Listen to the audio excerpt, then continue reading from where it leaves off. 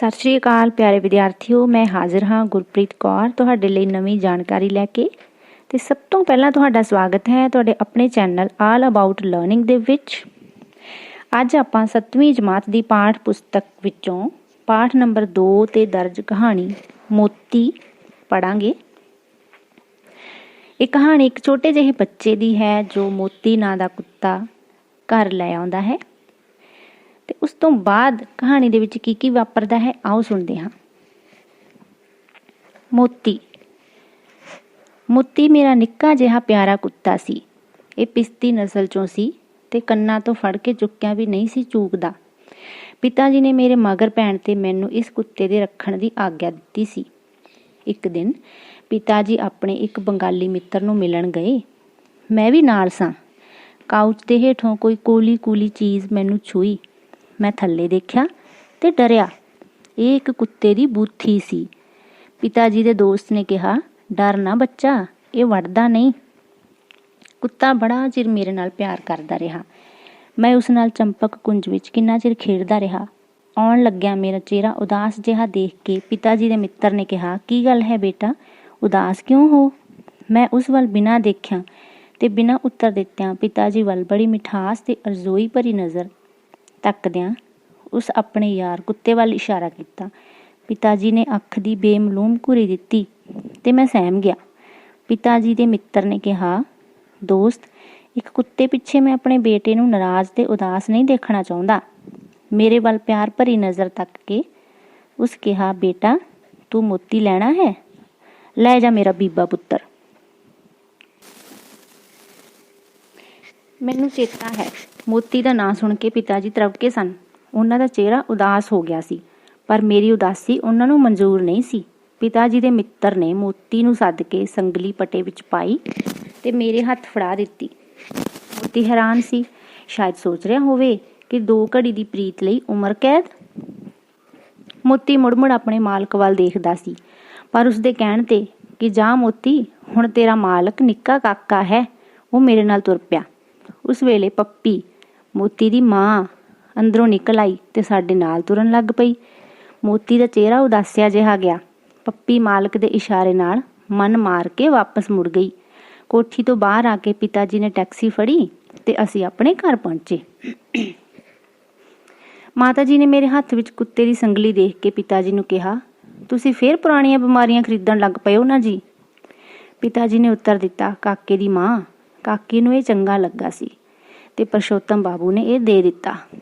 ਮਾਤਾ ਜੀ ਨੇ ਹੋਰ ਕੁਝ ਨਾ ਕਿਹਾ। ਕਿੰਨਾ ਚਿਰ ਮੋਤੀ ਅਫਸੋਸਿਆ ਰਿਹਾ। ਉਹ ਕੁਝ ਨਹੀਂ ਸੀ ਖਾਂਦਾ। ਦੁੱਧ ਦਾ ਪਿਆਲਾ ਸਵੇਰ ਤੋਂ ਸ਼ਾਮ ਤੱਕ ਪਿਆ ਰਹਿੰਦਾ ਸੀ। ਪਿਤਾ ਜੀ ਦੀਆਂ ਅੱਖਾਂ ਵਿੱਚ ਵੀ ਕੋਈ ਖੁਸ਼ੀ ਨਹੀਂ ਸੀ। ਮੈਂ ਪਿਤਾ ਜੀ ਨੂੰ ਇੱਕ ਦਿਨ ਇਹ ਕੁੱਤਾ ਮੋੜ ਆਉਣ ਲਈ ਕਿਹਾ, ਪਰ ਪਿਤਾ ਜੀ ਨਾ ਮੰਨੇ। ਸਗੋਂ ਉਹ ਉੱਠ ਕੇ ਮੋਤੀ ਨੂੰ ਪਿਆਰ ਕਰਨ ਲੱਗ ਪਏ।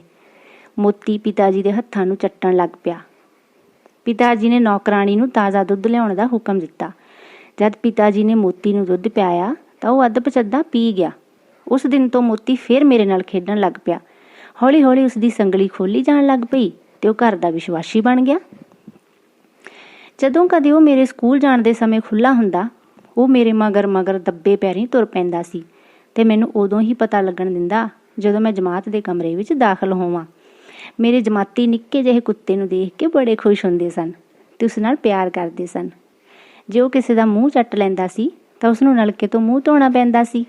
ਗੇਂਦ ਨਾਲ ਖੇਡਦੇ ਮੁੰਡਿਆਂ ਦੀ ਗੇਂਦ ਮੂੰਹ ਵਿੱਚ ਲੈ ਕੇ ਨੱਸ ਉੱਠਦਾ ਸੀ ਤੇ ਗੇਂਦ ਮੇਰੇ ਹੱਥ ਵਿੱਚ ਫੜਾ ਕੇ ਹੀ ਸਾਹ ਲੈਂਦਾ ਸੀ। ਇੱਕ ਦਿਨ ਸਾਡੇ ਮਾਸਟਰ ਜੀ ਕੁੱਤੇ ਨੂੰ ਜਮਾਤ ਵਿੱਚ ਦੇਖ ਕੇ ਬੜੇ ਗੁੱਸੇ ਵਿੱਚ ਆ ਗਏ ਤੇ ਰੂਲ ਲੈ ਕੇ ਉਸਨੂੰ ਮਾਰਨ ਦੌੜੇ। ਮੋਤੀ ਕੋਈ ਉਹਨਾਂ ਦਾ ਵਿਦਿਆਰਥੀ ਥੋੜਾ ਸੀ ਜੋ ਉਹਨਾਂ ਦਾ ਰੋਹਬ ਚੱਲ ਲੈਂਦਾ। ਉਸਨੇ ਵੱਧ ਕੇ ਇੱਕ ਘੁਰਕੀ ਸੁਣਾਈ ਤੇ ਨਾਲ ਹੀ ਚਿੱਟੇ ਦੁੱਧ ਦੰਦ ਵਿਖਾਈ। ਫਿਰ ਉਹ ਮੇਰੇ ਬੈਂਚ ਹੇਠਾਂ ਵੜ ਕੇ ਬਹਿ ਗਿਆ। ਤਾਂ ਇਹ ਤੇਰਾ ਕੁੱਤਾ ਹੈ? ਮਾਸਟਰ ਜੀ ਨੇ ਹਿੰਦੀ ਦੇ ਸ਼ਬਦਾਂ ਨੂੰ ਇਵੇਂ ਲਮਕਾਉਂਦਿਆਂ ਪੁੱਛਿਆ ਜਿਵੇਂ ਉਹ ਕੁੱਤੇ ਤੋਂ ਡਰਦੇ ਹੀ ਨਹੀਂ ਸਨ। ਮੈਂ ਡਰਦਿਆਂ ਮਾਸਟਰ ਜੀ ਨੂੰ ਕਿਹਾ, ਇਹ ਕੁੱਤਾ ਮੇਰਾ ਹੀ ਹੈ। ਉਹਨਾਂ ਉਸੇ ਵੇਲੇ ਹੁਕਮ ਦਿੱਤਾ ਕਿ ਮੈਂ ਮੋਤੀ ਨੂੰ ਘਰ ਛੱਡ ਕੇ ਆਵਾਂ। ਉਸ ਦਿਨ ਮੈਨੂੰ 1 ਘੰਟੇ ਦੀ ਛੁੱਟੀ ਮਿਲ ਗਈ। ਮੈਂ ਬੜਾ ਖੁਸ਼ ਸਾਂ, ਪਰ ਕੀ ਪਤਾ ਸੀ ਕਿ ਮਾਸਟਰ ਸਾਹਿਬ ਨੇ ਮੁੜਦਿਆਂ ਸਾਰ ਹੀ ਸੇਵੀਆਂ ਦਾ ਸਵਾਦ ਚਖਾਉਣਾ ਹੈ। ਇਹ ਮਾਸਟਰ ਜੀ ਚਪੇੜਾਂ ਮਾਰਨ ਨੂੰ ਸੇਵੀਆਂ ਦਾ ਸਵਾਦ ਆਖਦੇ ਹੁੰਦੇ ਸਨ।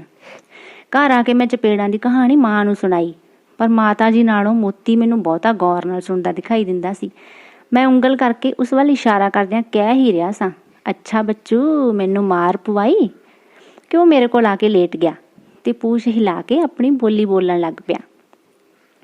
ਖਬਰੇ ਉਹ ਮੈਨੂੰ ਕਹਿ ਰਿਹਾ ਸੀ ਕਿ ਮਿੱਤਰ, ਆਪਣੇ ਵੰਡੇ ਦਾ ਮੈਨੂੰ ਮਾਰ ਲੈ। ਉਸ ਤੋਂ ਮਗਰੋਂ ਉਸਨੇ ਸਕੂਲ ਜਾਣ ਦੀ ਇੱਕੋ ਵਾਰ ਕੋਸ਼ਿਸ਼ ਕੀਤੀ। ਮੈਨੂੰ ਉਦੋਂ ਹੀ ਪਤਾ ਲੱਗਾ ਜਦੋਂ ਅੱਧੀ ਛੁੱਟੀ ਵੇਲੇ ਮੈਂ ਬਾਹਰ ਨਿਕਲਿਆ। ਉਹ ਸਕੂਲ ਦੇ ਬੂਹੇ ਲਾਗੇ ਮੇਰੀ ਉਡੀਕ ਕਰ ਰਿਹਾ ਸੀ। ਮੈਂ ਗੁੱਸੇ ਵਿੱਚ ਆ ਕੇ ਕਿਹਾ, ਨੱਠ ਜਾ ਮੋਤੀ, ਨਹੀਂ ਤੇ ਮੈਂ ਮਾਰਾਂਗਾ। ਮੋਤੀ ਸੱਚੀ ਮੁੱਚੀ ਉੱਠ ਦੌੜਿਆ। ਮੈਨੂੰ ਬੜਾ ਅਫਸੋਸ ਲੱਗਾ ਅਤੇ ਕਿਤੇ ਮੇਰਾ ਮਿੱਤਰ ਗੁਆਚ ਹੀ ਨਾ ਜਾਵੇ। ਸਕੂਲ ਦੀ ਟੱਲੀ ਵੱਜਣ ਵਾਲੀ ਸੀ। ਚਪੜਾਸੀ ਨੇ ਬਾਹਰਲਾ ਬੂਹਾ ਮਾਰ ਦਿੱਤਾ। ਮੇਰਾ ਖਿਆਲ ਮੋਤੀ ਵੱਲ ਹੀ ਲੱਗਾ ਰਿਹਾ। ਬੇਖਿਆਲੀ ਵਿੱਚ ਮੈਂ ਕਈ ਸ਼ਬਦਾਂ ਦੇ ਅਰਥ ਤੇ ਜੋੜ ਗਲਤ ਦੱਸ ਕੇ ਮਾਰ ਖਾਧੀ। ਸਾਰੀ ਛੁੱਟੀ ਮਗਰੋਂ ਜਦੋਂ ਮੈਂ ਆਪਣੇ ਘਰ ਦੀਆਂ ਪੌੜੀਆਂ ਚੜ੍ਹ ਰਿਹਾ ਸਾਂ ਤਾਂ ਮੋਤੀ ਮੈਨੂੰ ਰਾਹ ਵਿੱਚ ਮਿਲਿਆ ਤੇ ਮੇਰੇ ਨਾਲ ਕੋਠੇ ਤੇ ਗਿਆ। ਮੇਰੀ ਖੁਸ਼ੀ ਦੀ ਕੋਈ ਹੱਦ ਨਹੀਂ ਸੀ। ਕੁਝ ਲੱਭਾ ਹੈ? ਮਾਤਾ ਜੀ ਨੇ ਜਾਂਦਿਆਂ ਹੀ ਪੁੱਛਿਆ। ਮੋਤੀ ਗੁਆਚ ਚੱਲਿਆ ਸੀ, ਉਹ ਲੱਭ ਪਿਆ ਹੈ। ਉਹ ਤੇ ਸਾਰਾ ਦਿਨ ਰੱਸੀਆਂ ਨਾਲ ਖੇਡਦਾ ਰਿਹਾ ਹੈ, ਮਾਤਾ ਜੀ ਨੇ ਨੌਕਰਾਣੀ ਵੱਲ ਇਸ਼ਾਰਾ ਕਰਕੇ ਕਿਹਾ। ਉਸੇ ਵੇਲੇ ਮੈਨੂੰ ਕੁੱਤੇ ਦੇ ਇਸ ਡਬਲ ਰੋਲ ਦਾ ਪਤਾ ਲੱਗਾ। ਮੋਤੀ ਵਿੱਚ ਬੜੇ ਗੁਣ ਸਨ। ਘਰ ਦੀ ਰਾਖੀ ਕਰਦਾ ਸੀ, ਦੂਰ ਸੁੱਟੀ ਚੀਜ਼ ਚੁੱਕ ਲਿਆਉਂਦਾ ਸੀ, ਸਿਟ ਡਾਊਨ ਕਿਹਾ ਅਗਲੇ ਦੋਵੇਂ ਪੰਜੇ ਚੁੱਕ ਕੇ ਕੰਗਾਰੂ ਵਾਂਗ ਬੈਠ ਜਾਂਦਾ ਸੀ ਤੇ ਹਨੇਰੀਆਂ ਰਾਤਾਂ ਵਿੱਚ ਕਈ ਵਾਰੀ ਸੋਟੇ ਨਾਲ ਲਮਕਾਈਆਂ ਦੋ ਨਿੱਕੀਆਂ ਨਿੱਕੀਆਂ ਲਾਲਟੈਨਾਂ ਚੁੱਕ ਕੇ ਪਿਤਾ ਜੀ ਦੇ ਜੰਗਲੀ ਰਸਤਿਆਂ ਤੇ ਚਾਨਣ ਕਰਦਾ ਹੁੰਦਾ ਸੀ। ਪਿਤਾ ਜੀ ਉਸਦੀ ਕਦਰ ਉਦੋਂ ਤੋਂ ਹੋਰ ਵੀ ਬਹੁਤੀ ਕਰਨ ਲੱਗ ਪਏ ਸਨ ਜਦੋਂ ਤੋਂ ਉਸਨੇ ਉਹਨਾਂ ਦੀ ਜਾਨ ਬਚਾਈ ਸੀ। ਪਿਤਾ ਜੀ ਆਪਣੇ ਦਫ਼ਤਰ ਤੋਂ ਨਿਕਲ ਕੇ ਇੰਜੀਨੀਅਰ ਨਾਲ ਕਿਸੇ ਮਸ਼ੀਨ ਦੀ ਫਿਟਿੰਗ ਬਾਰੇ ਗੱਲਬਾਤ ਕਰ ਰਹੇ ਸਨ। ਮੋਤੀ ਨੇ, ਜੋ ਉਹਨਾਂ ਦੇ ਨਾਲ ਅਚਾਨਕ ਗਿਆ ਹੋਇਆ ਸੀ, ਉਹਨਾਂ ਦੀ ਪਤਲੂਨ ਫੜ ਲਈ। ਪਤਲੂਨ ਹੁੰਦੀ ਹੈ ਬੱਚੋ ਪੈਂਟ। ਪਿਤਾ ਜੀ ਉਸਦਾ ਮਤਲਬ ਨਹੀਂ ਸਮਝਦੇ ਸਨ, ਪਰ ਮੋਤੀ ਉਹਨਾਂ ਦੀ ਪਤਲੂਨ ਫੜ ਕੇ ਖਿੱਚੀ ਜਾਂਦਾ ਸੀ। ਅਚਾਨਕ ਉਹਨਾਂ ਦੀ ਨਜ਼ਰ ਆਪਣੇ ਪੈਰਾਂ ਦੇ ਵਿਚਕਾਰ ਪਈ। ਦੋਹਾਂ ਬੂਟਾਂ ਦੇ ਵਿਚਕਾਰ ਇੱਕ ਕਰੂੰਡੀਆ ਗੁੱਛੀ ਹੋਇਆ ਬੈਠਾ ਸੀ। ਕਰੂੰਡੀਆ ਹੁੰਦਾ ਹੈ ਬੱਚੋ ਸੱਪ, ਠੀਕ ਹੈ। ਪਿਤਾ ਜੀ ਛਾਲ ਮਾਰ ਕੇ ਲਾਂਬੇ ਹੋ ਗਏ ਤੇ ਮੋਤੀ ਉਸਨੂੰ ਦੇਖ ਕੇ ਭੌਂਕਣ ਲੱਗ ਪਿਆ। ਪਿਤਾ ਜੀ ਨੇ ਇੱਕ ਡਬਲ ਇੱਟ ਨਾਲ ਉਸਨੂੰ ਟਿਕਾਣੇ ਲਗਾ ਦਿੱਤਾ, ਸੱਪ ਨੂੰ ਮਤਲਬ। ਮੋਤੀ ਛੁੱਟੀ ਵਾਲੇ ਦਿਨ ਮੇਰੇ ਨਾਲ ਰਾਜਗੰਜ ਜਾਇਆ ਕਰਦਾ ਸੀ। ਇੱਕ ਦਿਨ ਪਿਤਾ ਜੀ, ਮੈਂ ਤੇ ਮੋਤੀ ਅਗਨ ਬੋਟ ਵਿੱਚ ਬੈਠੇ ਸਾਂ। ਜਹਾਜ਼ ਦੇ ਤੁਰਨ ਦਾ ਵਿਸਲ ਹੋ ਚੁੱਕਾ ਸੀ। ਜਹਾਜ਼ ਜੈਟੀ ਨਾਲੋਂ ਨਿਖੜ ਚੁੱਕਾ ਸੀ। ਮੋਤੀ ਮੈਨੂੰ ਨਾ ਦਿਸਿਆ। ਅਚਾਨਕ ਉਹ ਮੈਨੂੰ ਜੈਟੀ ਤੇ ਦਿਸਿਆ।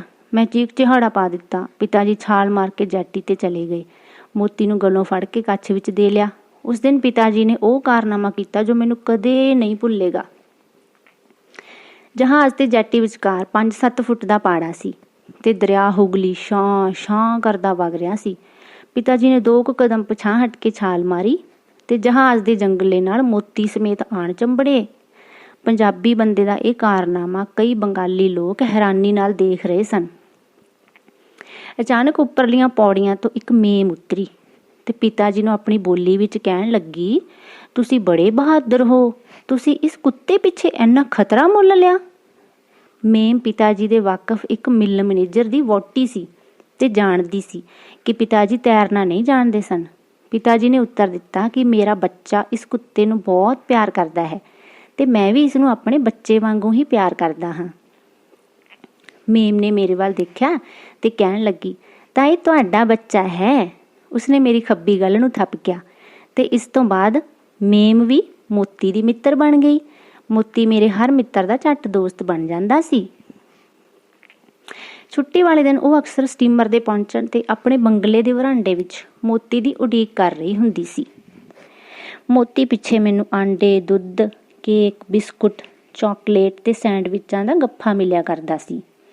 ਮੇਮ ਦੇ 2 ਵੱਡੇ ਵੱਡੇ ਕੁੱਤੇ ਹੋਰ ਸਨ। ਮੋਤੀ ਉਹਨਾਂ ਨੂੰ ਕਦੇ ਡਾਹ ਨਹੀਂ ਸੀ ਦਿੰਦਾ। ਗੁਲਾਬ, ਟਿਊਲਪ ਤੇ ਟਮਾਟਰਾਂ ਦੇ ਬੂਟਿਆਂ ਉੱਤੋਂ ਦੀ ਉਹ ਦੁੱਧ ਚਿੱਟੀਆਂ ਪਰੀਆਂ ਵਾਂਗ ਉੱਡਿਆ ਫਿਰਦਾ ਸੀ ਤੇ ਵੱਡੇ ਕੁੱਤੇ ਹਫ ਜਾਂਦੇ ਤਾਂ ਉਹਨਾਂ ਨੂੰ ਛੇੜ ਕੇ ਨੱਸਦਾ। ਪਤਾ ਨਹੀਂ ਇਸ ਨਿੱਕੇ ਜਿਹੇ ਕਤੂਰੇ ਵਿੱਚ ਇਹ ਤਾਕਤ ਕਿੱਥੋਂ ਆ ਗਈ ਸੀ। ਖੁਸ਼ਬੂਦਾਰ ਫੁੱਲਾਂ ਨਾਲ ਖਹਿ ਖਹਿ ਕੇ ਉਹ ਵੀ ਤੁਰਦਾ ਫਿਰਦਾ, ਫੁੱਲ ਜਾਪਦਾ। ਮੈਨੂੰ ਪਤਾ ਹੈ ਕਿ ਮੇਮ ਨੇ ਮੂੰਹ ਪਾੜ ਕੇ ਇੱਕ ਵਾਰੀ ਪਿਤਾ ਜੀ ਤੋਂ ਇਸ ਕੁੱਤੇ ਦੀ ਮੰਗ ਕੀਤੀ ਸੀ, ਪਰ ਪਿਤਾ ਜੀ ਨੇ ਕੇਵਲ ਇੰਨਾ ਹੀ ਉੱਤਰ ਦਿੱਤਾ ਸੀ ਕਿ ਇਹ ਮੇਰੇ ਬੱਚੇ ਦਾ ਖਿਡੌਣਾ ਹੈ। ਪਤਾ ਨਹੀਂ ਉਹ ਮੈਥੋਂ ਮੇਰਾ ਮਿੱਤਰ ਤੇ ਪਿਤਾ ਜੀ ਤੋਂ ਉਹਨਾਂ ਦਾ ਪੁੱਤਰ ਕਿਉਂ ਖੋਹਣਾ ਚਾਹੁੰਦੀ ਸੀ। ਪੇਸ਼ ਨਾ ਚਲਦੀ ਵੇਖ ਕੇ ਉਸਨੇ ਮੇਰੇ ਤੇ ਮਾਇਆ ਦਾ ਜਾਦੂ ਪਾਉਣਾ ਸ਼ੁਰੂ ਕੀਤਾ। ਨੋਟ ਦਿਖਾਏ, ਚਮਕਦੇ ਟਣਕਦੇ ਰੁਪਈਆਂ ਦੀ ਢੇਰੀ ਲਾ ਦਿੱਤੀ। ਪਰ ਜਾਂ ਤਾਂ ਮੈਨੂੰ ਰੁਪਈਆਂ ਦੀ ਕੀਮਤ ਦਾ ਪਤਾ ਨਹੀਂ ਸੀ, ਜਾਂ ਬਚਪਨ ਦਾ ਉਹ ਸਮਾਂ ਸੀ ਜਦੋਂ ਯਾਰ ਰੁਪਈਆਂ ਪਿੱਛੇ ਨਹੀਂ ਸੀ ਵੇਚੇ ਜਾਂਦੇ। ਸੋ ਮੈਂ ਨਾ ਕਰ ਦਿੱਤੀ। ਢੇਰ ਚਿਰ ਪਿੱਛੋਂ ਸਾਡੇ ਦਿਨ ਪੁੱਠੇ ਹੋ ਚੁੱਕੇ ਸਨ। ਪਿਤਾ ਜੀ ਅਸਾਮ ਤੋਂ ਬਿਮਾਰ ਹੋ ਕੇ ਆਏ ਸਨ।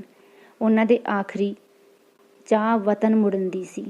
ਅਸਾਂ ਪੰਜਾਬ ਆਉਣ ਦੀ ਤਿਆਰੀ ਕੀਤੀ। ਸਮਾਨ ਮਕਾਨ ਸਭ ਮਾਤਾ ਜੀ ਨੇ ਵੇਚ ਕੇ ਉਧਾਰ ਮੁਕਾ ਦਿੱਤੇ ਸਨ। ਟੈਕਸੀ ਤਿਆਰ ਸੀ। ਪਿਤਾ ਜੀ ਅੱਧ ਬੇਹੋਸ਼ੀ ਦੀ ਹਾਲਤ ਵਿੱਚ ਲੰਮੇ ਪਏ ਸਨ। ਮੋਤੀ ਲਾਗੇ ਖੜਾ ਸੀ। ਮੈਂ ਉਸਨੂੰ ਟੈਕਸੀ ਵਿੱਚ ਬਿਠਾਉਣ ਦਾ ਚਾਹਵਾਨ ਸਾਂ ਜਦ ਮਾਤਾ ਜੀ ਨੇ ਡਰਾਈਵਰ ਨੂੰ ਚੱਲਣ ਦਾ ਹੁਕਮ ਦੇ ਦਿੱਤਾ। ਮੋਤੀ ਦੇ ਹੱਕ ਵਿੱਚ ਅੱਖਾਂ ਰਾਹੀਂ ਕੀਤੀ ਅਪੀਲ ਘੂਰੀ ਨਾਲ ਨਾ ਮਨਜ਼ੂਰ ਹੋਈ। ਕਲਕੱਤਾ ਦੇ ਗਹਿਮਾ ਗਹਿਮ ਬਾਜ਼ਾਰ ਵਿੱਚ ਮੋਤੀ ਮੋਟਰ ਨਾਲ ਦੌੜ ਲਾ ਰਿਹਾ ਸੀ। ਹੈਰੀਸਨ ਰੋਡ ਉੱਤੇ ਆ ਕੇ ਮੋਟਰ ਨੇ ਚਾਲ ਫੜੀ ਤੇ ਮੋਤੀ ਉਸਦਾ ਪਿੱਛਾ ਨਾ ਕਰ ਸਕਿਆ। ਸੂਰਦਾਸ ਦਾ ਇਹ ਭਜਨ, ਕਦਮ ਬੜਾਏ ਆਗੇ ਮਨ ਪਾਛੇ ਭਾਗੇ, ਸੁਣ ਕੇ ਹੁਣ ਵੀ ਮੈਨੂੰ ਆਪਣੀ ਉਸ ਵੇਲੇ ਦੀ ਹਾਲਤ ਚੇਤੇ ਆ ਜਾਂਦੀ ਹੈ। ਗੱਡੀ ਵਿੱਚ ਸੀਟਾਂ ਬੁੱਕ ਸਨ। ਅਸੀਂ ਆਪਣੇ ਡੱਬੇ ਵਿੱਚ ਬੈਠ ਗਏ। 15-20 ਮਿੰਟਾਂ ਬਾਅਦ ਜਦਕਿ ਗੱਡੀ ਚੀਕ ਮਾਰ ਕੇ ਤੁਰ ਚੁੱਕੀ ਸੀ, ਮੋਤੀ ਸ਼ੁਦਾਈਆਂ ਵਾਂਗ ਕਿਸੇ ਗੁਆਚੇ ਨੂੰ ਲੱਭਦਾ ਪਲੇਟਫਾਰਮ ਤੇ ਦਾਖਲ ਹੋਇਆ। ਮੇਰੇ ਕੋਲੋਂ ਰਿਹਾ ਨਾ ਗਿਆ। ਮੈਂ ਆਵਾਜ਼ ਦਿੱਤੀ। ਅੰਨ੍ਹੇਵਾਹ ਨੱਠਦਾ ਮੋਤੀ ਡੱਬੇ ਨਾਲ ਆਣ ਮਿਲਿਆ। ਪਲੇਟਫਾਰਮ ਲੰਘ ਚੁੱਕਾ ਸੀ। ਦੌੜ ਲਾਈਨਾਂ ਵਿੱਚ ਸ਼ੁਰੂ ਸੀ। ਮੋਤੀ ਹਲਕਾਏ ਕੁੱਤੇ ਵਾਂਗ ਝੱਗ ਸੁੱਟ ਰਿਹਾ ਸੀ। ਉਹ ਝਈਆਂ ਲੈਂਦਾ ਸੀ। ਮਾਲੂਮ ਹੁੰਦਾ ਸੀ ਕਿ ਉਹ ਇੱਕ ਚੱਕ ਭਰ ਕੇ ਗੱਡੀ ਖੜੀ ਕਰ ਲਵੇਗਾ, ਪਰ ਬੇਰਹਿਮ ਬੇਦਿਲ ਇੰਜਣ ਤੇਜ਼ ਹੋ ਰਿਹਾ ਸੀ। ਮਾਤਾ ਜੀ ਦੀਆਂ ਅੱਖਾਂ ਵਿੱਚੋਂ ਅੱਥਰੂ ਵਗ ਰਹੇ ਸਨ। ਪਤਾ ਨਹੀਂ ਕਿਉਂ। ਮਾਤਾ ਜੀ ਜੰਜੀਰ ਖਿੱਚ ਕੇ ਗੱਡੀ ਖੜੀ ਨਹੀਂ ਸਨ ਕਰਦੇ। ਸ਼ਾਇਦ ਮਾਤਾ ਜੀ ਨੂੰ ਵਹਿਮ ਹੋ ਚੁੱਕਾ ਸੀ ਕਿ ਪਿਤਾ ਜੀ ਦੀ ਬਿਮਾਰੀ ਦਾ ਕਾਰਨ ਉਹੀ ਹੈ। ਮੋਤੀ ਅੱਜ ਦੌੜ ਵਿੱਚ ਹਾਰ ਖਾ ਰਿਹਾ ਸੀ। ਮੈਂ ਜਦੋਂ ਤੱਕ ਉਹ ਮਾੜਾ ਜਿਹਾ ਨੁਕਤਾ ਹੋ ਕੇ ਦਿਸਣੋਂ ਨਾ ਹਟ ਗਿਆ, ਉਸਨੂੰ ਵੇਖਦਾ ਰਿਹਾ। ਛਾਲ ਮਾਰਨ ਨੂੰ ਜੀ ਨਹੀਂ ਸੀ ਕਰਦਾ। ਪਿਤਾ ਜੀ ਹੋਸ਼ ਵਿੱਚ ਹੁੰਦੇ ਤਾਂ ਜ਼ਰੂਰ ਉਸਨੂੰ ਫੜ ਲਿਆਉਂਦੇ। ਮਗਰੋਂ ਸਾਨੂੰ ਗੁਆਂਢੀਆਂ ਦੀ ਚਿੱਠੀ ਆਈ ਕਿ ਲਗਾਤਾਰ 1 ਮਹੀਨਾ ਮੋਤੀ ਸਾਡੇ ਵੇਚੇ ਹੋਏ ਮਕਾਨ ਅੱਗੇ ਬੈਠਾ ਰਿਹਾ ਸੀ। ਦਿਨ ਰਾਤ ਵਿੱਚ 1 ਘੰਟਾ ਉਹ ਗਾਇਬ ਰਹਿੰਦਾ ਸੀ। ਕੀ ਪਤਾ ਆਪਣੇ ਮਿੱਤਰ ਨੂੰ ਸਟੇਸ਼ਨ ਤੇ ਦੇਖਣ ਜਾਂਦਾ ਹੋਵੇ। ਇੱਕ ਦਿਨ ਰਾਤੀ ਉਹ ਬੜਾ ਰੋਇਆ। ਖਬਰੇ ਉਹ ਰਾਤ ਮੇਰੇ ਪਿਤਾ ਜੀ ਦੇ ਸੰਸਾਰ ਤਿਆਗਣ ਦੀ ਰਾਤ ਸੀ ਤੇ ਫਿਰ ਉਸਨੂੰ ਕਿਸੇ ਨੇ ਨਹੀਂ ਸੀ ਦੇਖਿਆ।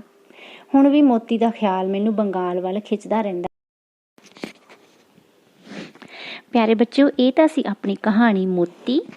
ਇਹ ਕਹਾਣੀ ਸੁਣ ਕੇ ਤੁਹਾਨੂੰ ਇਹ ਗੱਲ ਤਾਂ ਪਤਾ ਲੱਗ ਹੀ ਗਈ ਹੋਵੇਗੀ ਕਿ ਜਾਨਵਰਾਂ ਵਿੱਚ ਵੀ ਮੋਹ, ਪਿਆਰ, ਵਫਾਦਾਰੀ, ਵਿਛੋੜੇ ਦਾ ਦੁੱਖ ਆਦਿ ਵਰਗੀਆਂ ਭਾਵਨਾਵਾਂ ਕਿੰਨੀਆਂ ਪ੍ਰਬਲ ਹੁੰਦੀਆਂ ਹਨ। ਫਿਰ ਕੁੱਤਾ ਤਾਂ ਹੈ ਹੀ ਇੱਕ ਵਫਾਦਾਰ ਜਾਨਵਰ। ਕਿੰਨੇ ਪਿਆਰੇ ਕੁੱਤੇ ਤੇ ਇੱਕ ਛੋਟੇ ਜਿਹੇ ਬੱਚੇ ਦੀ ਭਾਵੁਕ ਜਿਹੀ ਕਹਾਣੀ ਸੀ ਇਹ। ਪਿਆਰੇ ਬੱਚਿਓ, ਹੁਣ ਆਪਾਂ ਕਰਦੇ ਹਾਂ ਇਸ ਦਾ ਪਾਠ ਅਭਿਆਸ। ਪ੍ਰਸ਼ਨ ਪਹਿਲਾ ਹੈ, ਇਸ ਕਹਾਣੀ ਵਿਚਲੇ ਲੜਕੇ ਨੂੰ ਮੋਤੀ ਕਿੱਥੋਂ ਤੇ ਕਿਵੇਂ ਮਿਲਿਆ?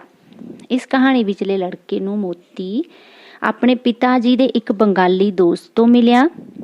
ਉਹ ਆਪਣੇ ਪਿਤਾ ਜੀ ਨਾਲ ਉਸ ਬੰਗਾਲੀ ਦੋਸਤ ਨੂੰ ਮਿਲਣ ਗਿਆ ਸੀ ਤੇ ਉਸਦੇ ਘਰ ਉਹ ਕੁੱਤਾ ਉਸਨੂੰ ਬੜਾ ਸੋਹਣਾ ਲੱਗਿਆ ਅਤੇ ਪਿਤਾ ਜੀ ਦੇ ਮਿੱਤਰ ਨੇ ਉਸ ਬੱਚੇ ਨੂੰ ਦੇ ਦਿੱਤਾ। ਦੂਸਰਾ ਪ੍ਰਸ਼ਨ ਹੈ, ਮੋਤੀ ਹੈਰਾਨ ਕਿਉਂ ਸੀ? ਜਦੋਂ ਜਾਣ ਵੇਲੇ ਉਸ ਲੜਕੇ ਦੇ ਪਿਤਾ ਜੀ ਦੇ ਦੋਸਤ ਨੇ ਉਸ ਛੋਟੇ ਕੁੱਤੇ ਦੀ ਸੰਗਲੀ ਬੱਚੇ ਦੇ ਹੱਥ ਵਿੱਚ ਫੜਾਈ ਤਾਂ ਮੋਤੀ ਹੈਰਾਨ ਹੋ ਗਿਆ। ਸ਼ਾਇਦ ਉਹ ਸੋਚ ਰਿਹਾ ਸੀ ਕਿ 2 ਘੜੀ ਦੀ ਪ੍ਰੀਤ ਇਸ ਮੁੰਡੇ ਨਾਲ ਕੀ ਪਾ ਲਈ। ਮੈਨੂੰ ਤਾਂ ਮੇਰੇ ਮਾਲਕ ਨੇ ਬੇਗਾਨਾ ਹੀ ਕਰ ਦਿੱਤਾ।